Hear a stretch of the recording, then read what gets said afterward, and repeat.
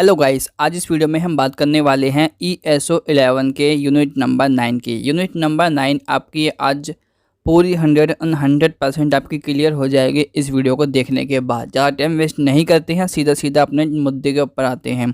तो देखिए, हमारी जो यूनिट है हमने 8 क्लियर करवा दी है। लिंक उनका आपको डिस्क्रिप्शन में मिल जाएगा, प्लेलिस्ट में आप विजिट कीजिए, वहाँ पर भी आपको स्टेप बाय स्टेप सारी वीडियो मिल जाएंगी। ये मतलब जो हमारा चैप्टर है वो है सामाजिकरण के अभिकरण। तो वैसे देखिए, मुख्य रूप से अभिकरण जो है एक तरह से एक एजेंसी को कहते हैं जो हमारे थ्रू अधीन काम करती है।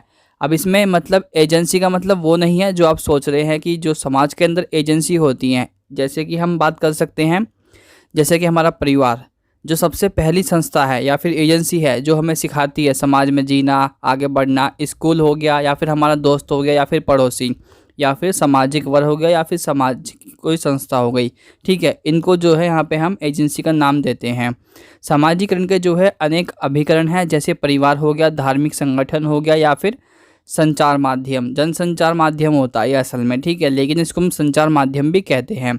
ये जो है हमारे इसके अभिकरण होते हैं, एक तरह से इसके हम कह सकते हैं कि ये भाग होते हैं सामाजिकरण के अभिकरण। देखिए, टॉपिक यहाँ पूरा मेंशन किया गया है, तो मैंने भी आपको वही दिखाने की कोशिश की है जो आपकी इग्नू की बुक में एक्चुअल में दिया गया है।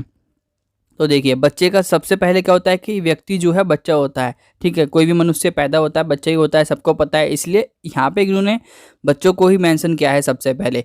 बच्चे का सामाजिकरण जो है उन संस्थाओं द्वारा किया जाता है जिनके वे सदस्य हैं। जैसा कि बच्चा किसका सदस्य होगा, जाहिर सी बात है कि वो सबसे पहले जो है अपने परिवार के संपर्क में आता है।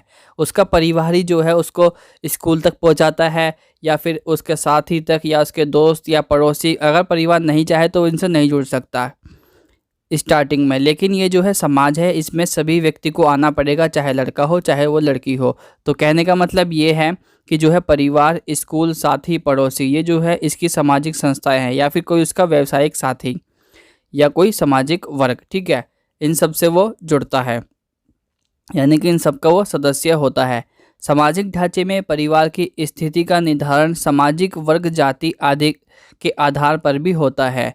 यहाँ पे एक चीज़ और है, जैसे हम इंडिया में देखते हैं कि इंडिया में जो है जाति व्यवस्था काफ़ी चरम सीमा पे है। पहले बहुत ज़्यादा थी, कह सकते हैं कि आज कम है, लेकिन आज भी जाति व्यवस्था में देखने को मिलती है। तो इसलिए ये चीज़ें आज भी हमें पढ़ाई जाती हैं।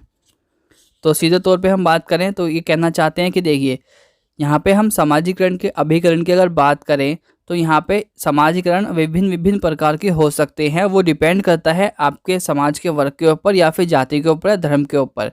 तीनों के ही सामाजिकरण के अभिकरण अलग अलग हो सकते हैं। ठीक है,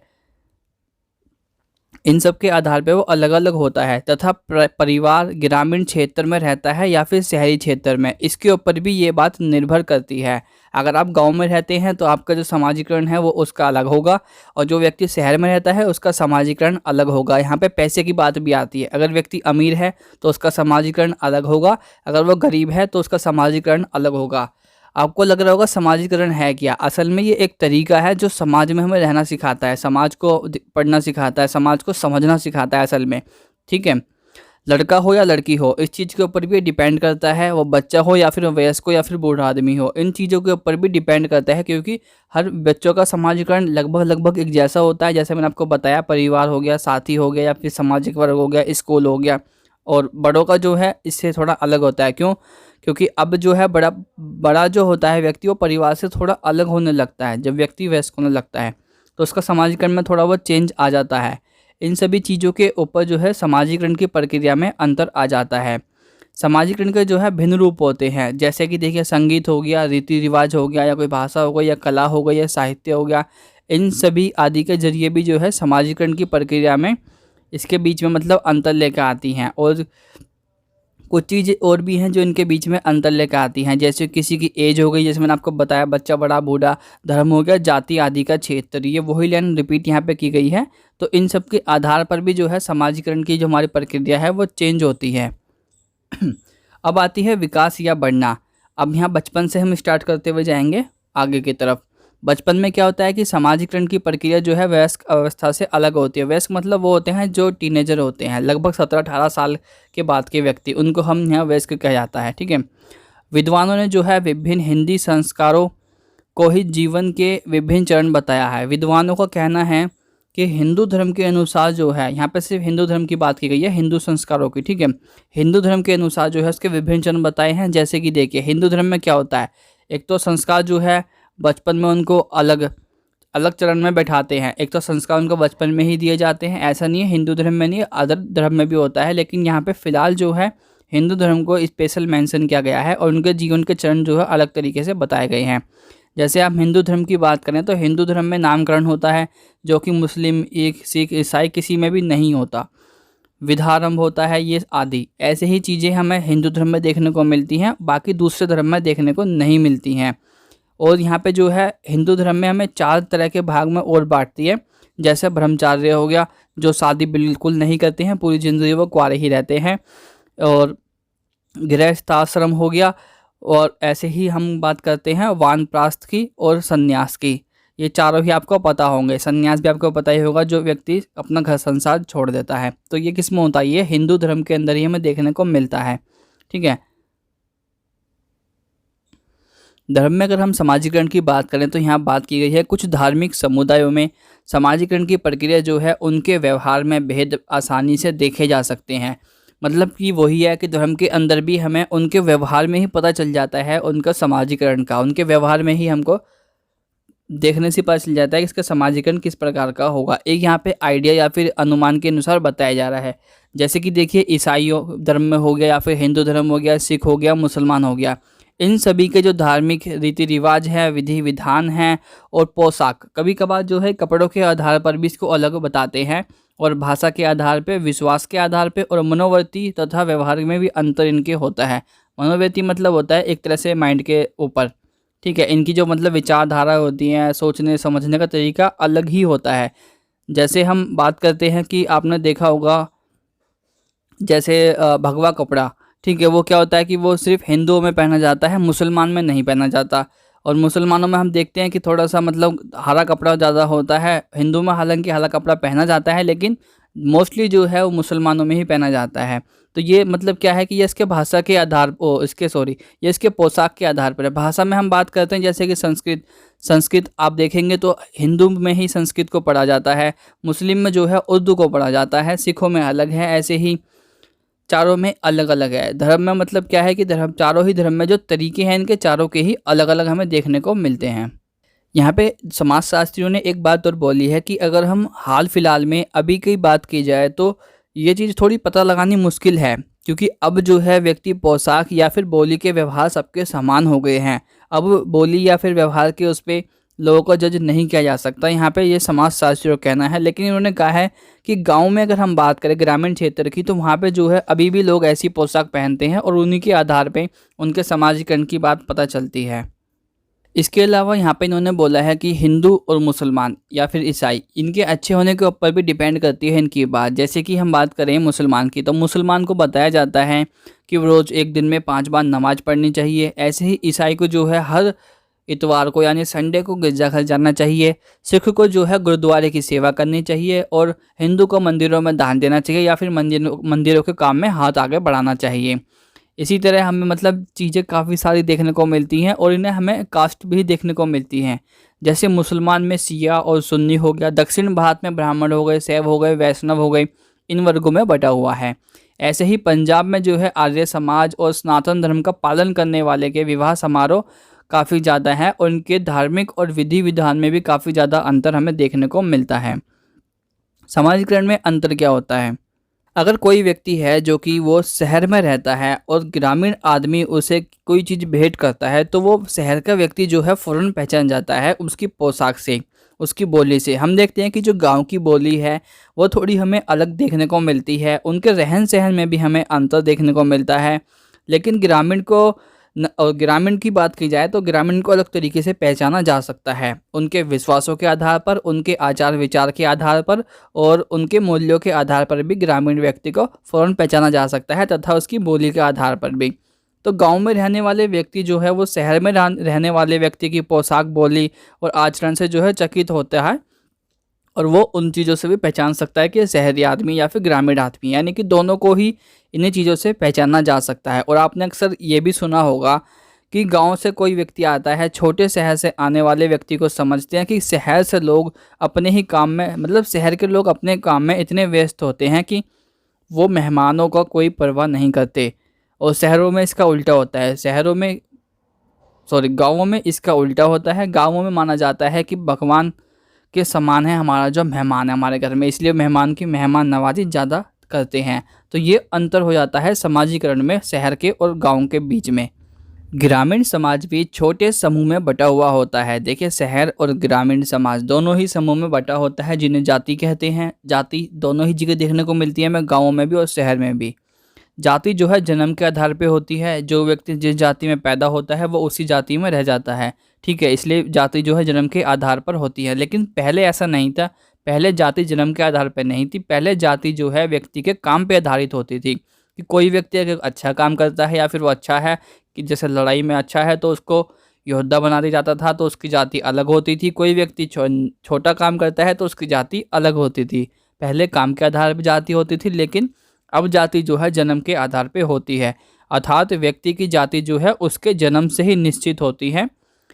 और इन अलग संस्कृतियों के अलावा जो है गांव की अपनी एक अलग संस्कृति होती है जिसे सभी मानते हैं। गांव की अपनी एक संस्कृति होती है, जैसा आपने देखा होगा, और उसे ग्रामीण व्यक्ति जो है सभी अपनाते हैं, जो सबको जो है एक सूत्र में बांध के रखती है। एक तरह से एक चैन और कड़ी जैसे बांध के रखी जाती है, उसी तरीके से उन सभी को ग्रामीण क्षेत्र के लोगों को एक जगह बांट के रखती है। हर क्षेत्र की भाषा अथवा बोली भी अलग होती है। जातियों की पोशाक में भी अंतर हो सकता है। किसी के लिए कोई पोशाक काफ़ी ज़्यादा उपयुक्त है तो किसी के लिए, दूसरे के लिए वो जो है उपयुक्त नहीं है। एक जाति में जो आचरण उचित समझा जाता है वह दूसरी जाति में उचित नहीं समझा जाता।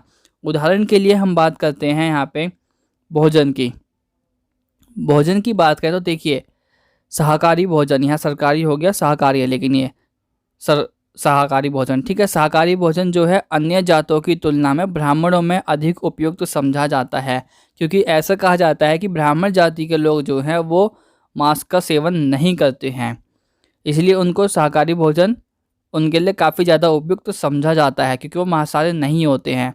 ऐसी हम बात करें जनजाति की या फिर गैर जनजाति के क्षेत्र पर तो इसका समाजीकरण की प्रक्रिया अलग होती है।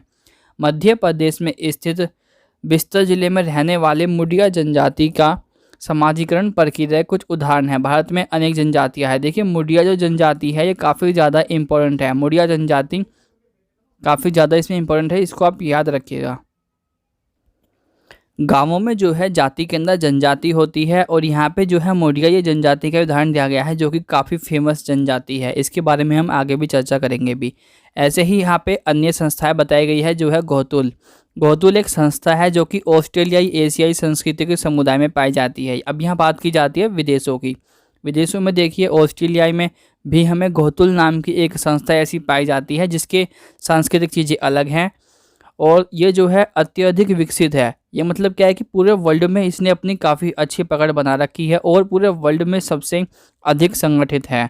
ऐसे ही हमें यहाँ पे इजराइल की एक संस्था देख सकते हैं। इजराइल की भी एक संस्था दी गई है, किब्बुत्ज़, ठीक है। किब्बुत्ज़ जो है काफ़ी हैवी संस्था है। मतलब क्या है कि इसने भी समाज में अपनी अच्छी खासी पकड़ बना रखी है, लेकिन इसके जो रीति रिवाज हैं या फिर इसके जो नियम हैं वो बिल्कुल अलग है। जैसे कि इसमें क्या होता है कि बच्चों को उनके माता पिता से अलग कर दिया जाता है, उनको सामूहिक ढंग से यानी कि समाज के तरीके से जो है उनके पालन पोषण करने का प्रयत्न किया जाता है।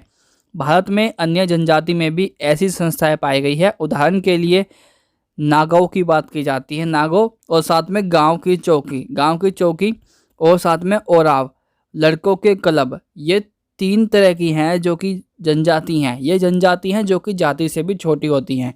जनजाति असल में वो होती हैं जो थोड़े आदिवासी टाइप में पाए जाते हैं, लेकिन यहाँ भी इनकी भी हमें तहजीब देना चाहिए। ये भी समाज का ही एक तरीके से हिस्सा होते हैं। ऐसे ही इसमें एक मुद्दा और आता है परिवार के बारे में। मैंने आपको जैसे पहले बताया कि व्यक्ति जो है सबसे पहली कड़ी होती है परिवार, जो उसे समाजीकरण से जोड़ता है, ठीक है। वही सारी लाइन यहाँ पे आती हैं रिपीट। और साथ साथ भारत में परिवार में जाति हो गई या फिर किसी अन्य अभिकरण के संदर्भ में विशेष रूप से अध्ययन नहीं किया गया है। यहाँ पे देखिए, भारत में जाति का अध्ययन किया गया क्योंकि भारत में जाति है, लेकिन जो भारत में परिवार है या फिर अन्य किसी अभिकरण की बात की जाए तो इनका विशेष अध्ययन यहाँ पे नहीं किया गया है। इसीलिए जो है अभी यहाँ पे 2 एग्जाम्पल जो दिए गए थे वो आपको पिछले दूसरे देशों के दिए गए थे, जैसे आपको इजराइल का भी एग्जाम्पल दिया गया था। क्योंकि भारत में जो है ये चीज़ें हमें इतने तरीके से नहीं कही। एक तरीके से जो है भारत के जो व्यक्ति हैं वो अपने अनुभवों का सहारा लेते हैं। इसलिए जो है परिवार और समाजीकरण को स्पष्ट करने के लिए हमें अनुभव का सहारा लेना पड़ता है। स्कूल के संदर्भ में हम अन्य देशों के उदाहरण लेते हैं। मानव समाज में समाजीकरण की प्रक्रिया संस्था परिवार है। देखिए सबसे पहली जो संस्था आती है वो आती है हमारी परिवार। जैसे मैंने आपको बताया, जो बच्चों को समाज के सदस्यों के रूप में बदल देता है। व्यक्ति होता है, बच्चा होता है, उसको जो है वो समाज के सदस्य के रूप में परिवार ही बदलता है। व्यक्ति के जीवन में जन्म के बाद परिवार ही वो संस्था है जिसमें वह जीवन में सबसे पहले और सबसे लंबे और घनिष्ठ व्यवहार का अनुभव करता है। घनिष्ठ मतलब होता है मजबूत, ठीक है, जिसको कोई तोड़ ना सके। ऐसे व्यवहार का अनुभव करता है व्यक्ति जो है, लेकिन वो सिर्फ परिवार के अंदर ही ऐसा अनुभव करता है, बाकी किसी में ऐसा वो अनुभव नहीं कर सकता। उसका पालन पोषण सब कुछ मतलब परिवार के अंदर ही होता है। फिर आता है समाजीकरण और संचार। लेकिन अगर परिवार की बात की जाए तो जैसे जैसे दूसरों से बच्चे का संपर्क बढ़ता है तो बच्चे के साथी बनने लग जाते हैं और स्कूल आदि अन्य विकल्प मिलने लग जाते हैं। उसको स्कूल प्रोवाइड करवाया जाता है, उसके दोस्त बन जाते हैं, साथी बन जाते हैं। वो मतलब क्या है कि सामाजिक संस्थाओं या फिर अभिकरण से जुड़ने लगता है, जैसे स्कूल हो गया या फिर अपने पड़ोसी हो गए, क्योंकि जो दोस्त होंगे उसके पड़ोसी भी हो सकते हैं। ठीक है, अब क्या है यहाँ पे माता पिता का जो है असर थोड़ा कम होने लगता है, नए संबंध जुड़ते हैं, जैसे कि कोई भी उसका लड़की फ्रेंड हो सकती है या फिर लड़का फ्रेंड हो सकता है। ये जो है उसके लिए काफ़ी ज़्यादा अधिक महत्वपूर्ण हो जाते हैं। इस प्रकार बच्चे को पारिवारिक समूह संबंधों के साथ उनके बारे में प्रारंभ से सीखा था, जो उन्होंने सीखा था वही सब चीज़ें आगे बढ़ती हुई आती हैं। इसके साथ साथ ही उनके संबंधों और दबावों से उसको निपटना पड़ता है।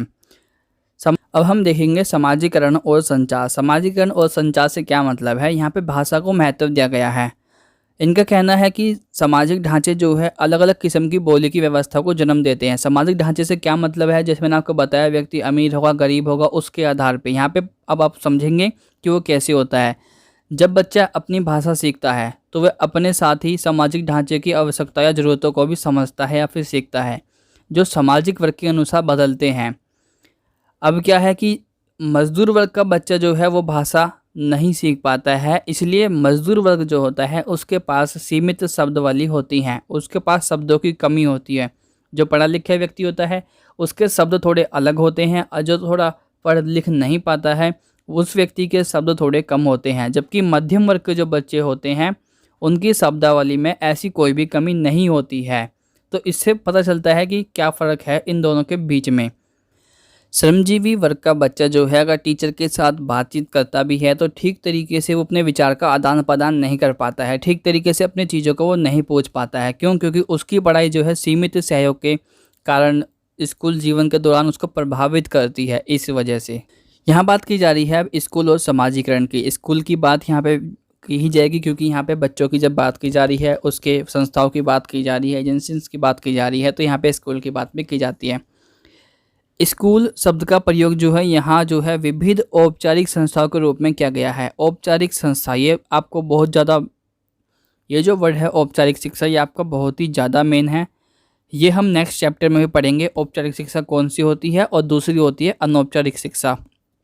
असल में औपचारिक शिक्षा वो होती है जो हमें समाज के माध्यम से मिलती हैं, जैसे स्कूल हो गया या फिर कोई कोचिंग सेंटर वगैरह हो गया, उसको हम औपचारिक शिक्षा कहते हैं। ठीक है, फिलहाल तो इसके बारे में हम नेक्स्ट चैप्टर में बात करेंगे।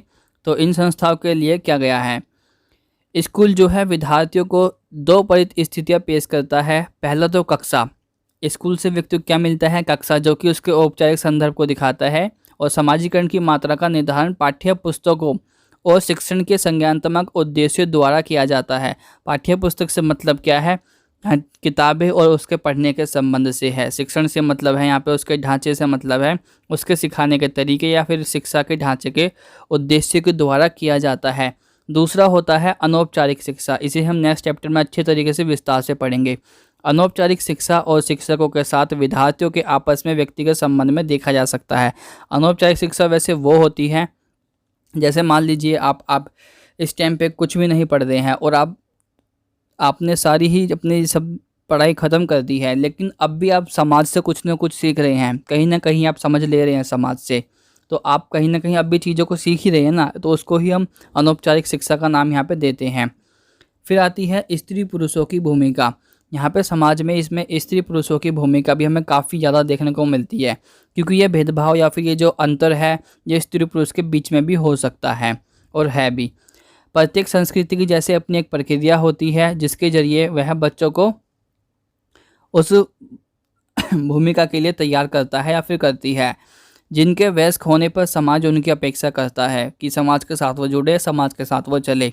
उसके लिए ज़रूरी समझा जाता है कि यह भूमिका लिंग, जातीयता या फिर सामाजिक वर्ग आदि के आधार पर में बदलती रहती है। यहाँ पे बहुत बड़ी लाइन बताई गई है। यहाँ पे देखिए, एक तो लिंग के आधार पे उनको बांटा जाता है, एक जातीयता के आधार पे या फिर सामाजिक वर्ग के आधार पे उनको बांटा जाता है, या फिर उनके आधार पे उनकी जो सामाजिकरण की प्रक्रिया है वो बदलती है। निसंदेह लगभग सभी विश्व भर में यौन भेद सबसे अधिक बुनियादी वर्ग है, सबसे ज़्यादा बेसिक वर्ग है यौन भेद, यानी कि महिला और पुरुष के बीच का भेदभाव, और स्त्री पुरुष के शारीरिक अंतर को स्पष्ट करता है, जबकि लिंग भेदभाव से संबंधित अंतर जो है सामाजिक अंतर को प्रकट करता है। यहाँ पे मतलब सिंपल वर्ड में बताया जाए तो यही है कि स्त्री और पुरुष के बीच का भेदभाव जो है, जैसे कि कहा जाता है कि महिला को काम नहीं करने दिया जाता समाज के बाहर, क्योंकि महिला जो है घर के लिए बनी है, वो घरेलू काम करे। आदमी जो है, व्यक्ति जो है, लड़का जो है वो बाहर काम करे क्योंकि वो बाहर के कामों के लिए बना है। लेकिन ये हरदम सही नहीं होता है, कहीं कहीं पे जो है दूसरी चीज़ें भी हमें देखने को मिली हैं। जैसे अफ्रीका में बात की गई है कृषि प्रधान समाज की। कृषि प्रधान समाज है जहाँ पे जो है महिलाएं हैं, यहाँ पे कृषि महिला करती हैं अफ्रीका में। क्यों, उसका रीज़न नहीं पता, लेकिन रीज़न ये है कि वहाँ पर की महिलाएं मानती हैं कि हम भी सक्षम हैं आदमियों की तरह काम करने में, तो हम भी काम कर सकती हैं। वो अपने आप को काफ़ी सक्रिय भूमिका खेती करने में निभाती हैं, और महिलाएं भी जो है कृषि उद्योग में पुरुषों की तरह काम कर सकती हैं। और इनका ये भी कहना है कि पुरुष जो है घरेलू कार्य में महिलाओं की अक्सर हेल्प कर सकते हैं या फिर सहायता कर सकते हैं। तो लिंग संबंधी अध्ययन में भी यही चीज़ आती है वैसे थोड़ी बहुत। समाजशास्त्रियों ने सबसे अधिक जो है अनुसंधान मतलब होता है रिसर्च, समाजशास्त्रियों ने सबसे अधिक रिसर्च जो है सामाजिकरण प्रक्रिया पर किया है। सामाजिकरण प्रक्रिया लगभग समाज में स्त्री और पुरुष के बीच के अंतर को स्पष्ट करती है या फिर अंतर करती है। यह समझा जाता है कि महिला जो है आज्ञाकारी होती है या फिर कमज़ोर होती है। मानो स्त्रियों में यह गुण जो है जन्मजात होता है, क्योंकि कोई भी महिला हो वो पैदा होती है, सभी में वो चीज़ें हमें सेम देखने को मिलती है। यहाँ पे ऐसा किताब कह रही है, मैं नहीं कह रहा हूँ। जबकि पुरुषों में क्या होता है कि हमें आक्रामकता देखने को मिलती है। पुरुष जो है थोड़े आज़ाद होते हैं स्वतंत्र रूप से, और उनके अंदर गुण माने जाते हैं, और वो थोड़े क्रियाशीलता भी उनके अंदर पाई जाती है। तो यही चीज़ यहाँ पे इन्होंने बस दर्शाई है। और लेकिन ये चीज़ भी कभी कभार गलत साबित हो जाती है। जैसे कि कुछ परिवारों में हमें देखने को मिलता है कि लड़कियों की मांग करते हैं कि उनको वो विज्ञान पढ़ाए, यानी कि साइंस पढ़ाएं, उनको गणित पढ़ाएं तथा डॉक्टरी या फिर इंजीनियरिंग संबंध विषय लें। लेकिन कभी कभार हमें ऐसा देखने को मिलता है कि इन विषयों को लेने के लिए लड़कियों की तुलना में लड़कों को पढ़ा लिखा ज़्यादा माना जाता है, क्योंकि लड़की जो है शादी के बाद अपने घर चली जाती है और लड़का जो है उसी घर में रहेगा, तो उसका प्रॉफिट परिवार को मिलेगा, जो परिवार उसका है। इसलिए ऐसा भी कभी कभार देखा गया है कि उनका जो खर्चा है लड़की के ऊपर कम किया जाता है, लड़कों के ऊपर खर्चा ज़्यादा किया जाता है पढ़ाई को लेकर। तो यही छोटी मोटी चीज़ है यहाँ बताई गई हैं जो कि, और यौन संबंधी भेदभाव यही है। यह भेदभाव सामाजिकरण पर आधारित होता है। जैसे कि मतलब एक्चुअली बात क्या है कि इस चीज़ को समाज ही बढ़ावा देता है, यौन भेदभाव को। हमारा जो सोसाइटी है, हमारी जो समाज ही वो इसी तरीके की बन गई है कि वो यौन भेदभाव को बढ़ावा देती हैं। जैसे कि लड़की काम नहीं करेगी, आजकल की लड़कियों की बहुत लेकिन अगर हम देखे जाएं तो आजकल लड़कियां जो है बहुत बड़ी संख्या महानगर में काम कर रही हैं। इसके अलावा यह एक भावना भी है कि लड़कियां तो शादी कर लेगी और घर गृहस्थी संभालेगी और मायका छोड़ देगी, तो लड़की को क्यों पढ़ाया जाए। तो ये चीज़ भी थोड़ी यहाँ पर देखी जाती है। ये जो है औरतों और पुरुष के बीच के ही भेदभाव है। लास्ट टॉपिक आता है इसमें हमारा संचार माध्यम और समाजीकरण। देखिए यहाँ संचार माध्यम की बात आ रही है। संचार तो आपको पता होगा संचार माध्यम में क्या क्या चीज़ें आती हैं। जैसे कि आपके जनसंचार माध्यम में पुस्तकें भी आ सकती हैं, टेलीफोन भी आ सकते हैं, रेडियो भी आ सकता है, समाचार पत्र भी आ सकता है, फिल्म भी आ सकता है, या फिर सिनेमा भी आ सकता है, या कोई रिकॉर्डर या वीडियो भी आ सकती है। आज के टाइम में इसमें फ़ोन को भी जोड़ा जा सकता है। ये मतलब उनके पाठक हैं और श्रोता के दर्शक हैं। श्रोता मतलब होता है सुनने वाला और दर्शक होता है देखने वाला। भारत में जो बात की जाए तो सबसे ज़्यादा महत्व दिया गया है टेलीविज़न को, क्योंकि भारत में टीवी एकदम से बहुत ज़्यादा बढ़े, क्योंकि लोग इतना मतलब कंप्यूटर वगैरह का अफर्ट नहीं कर सकते, तो इसलिए यहाँ भारत में हमें टेलीविज़न सबसे ज़्यादा देखने को मिलते हैं। सभी के लिए सबसे महत्वपूर्ण ये माध्यम बन गया, क्योंकि ये एंटरटेनमेंट का एक तरीका बन गया कैसे एंटरटेनमेंट किया जाए। महानगरों में अगर बच्चों के लिए बात की जाए तो वहाँ पे जो है कॉमिक्स बहुत ज़्यादा महत्वपूर्ण है, वहाँ पे टीवी को ज़्यादा महत्व नहीं दिया गया है। कॉमिक्स का एक फ़ायदा ये है कि कहीं ना कहीं व्यक्ति जो है पढ़ना भी इससे सीख लेता है। जबकि ग्रामीण इलाकों की बात की जाए, ग्रामीण इलाकों में एक वर्ग और होता है अभिजात वर्ग, जो कि अमीर वर्ग होता है। ठीक है, वहाँ पे बात की जाए तो वहाँ पे वीडियो और अब जो है केवल टीवी, कंप्यूटर, सीडी, इंटरनेट बहुत ही लोकप्रिय हैं, क्योंकि वहाँ पे ये चीज़ें अभी तक पहुँच पाई हैं तो सिर्फ कुछ ही लोगों घर तक पहुँच पाई हैं, जो कि अभिजात वर्ग है। अभिजात वर्ग से मतलब होता है जो कि अमीर वर्ग है। तो यही है जनसंचार माध्यम में, कुछ भी खास नहीं है। आपने देखा होगा जैसे लोग टेलीविज़न देखते हैं अपने मतलब उनकी हर क्रिया उसमें शामिल होती है, टीवी देखने में, पढ़ाई करने में, चीज़ों को समझने में। इंटरनेट आज के टाइम में इतना बड़ी चीज़ हो गई जनसंचार का माध्यम, जिससे आप हर तरीके से कोई भी जानकारी इंटरनेट से प्रोवाइड कर सकते हैं। अपने अच्छे गलत सभी चीज़ों को आप जान सकते हैं और उसके आधार पे कर सकते हैं। ठीक है, वीडियो काफ़ी ज़्यादा लंबी हो गई और जाते जाते गाइस चैनल को सब्सक्राइब कर दीजिएगा, आपसे रिक्वेस्ट है। और बाकी वीडियो आपको नीचे डिस्क्रिप्शन में मिल जाएंगी, वहाँ से जाकर आप देख सकते हैं। प्लेलिस्ट में विजिट कीजिए, वहाँ से भी आपको सारी वीडियो मिल जाएंगे। वीडियो कर दीजिएगा लाइक और वीडियो कर दीजिएगा शेयर। Thank you guys.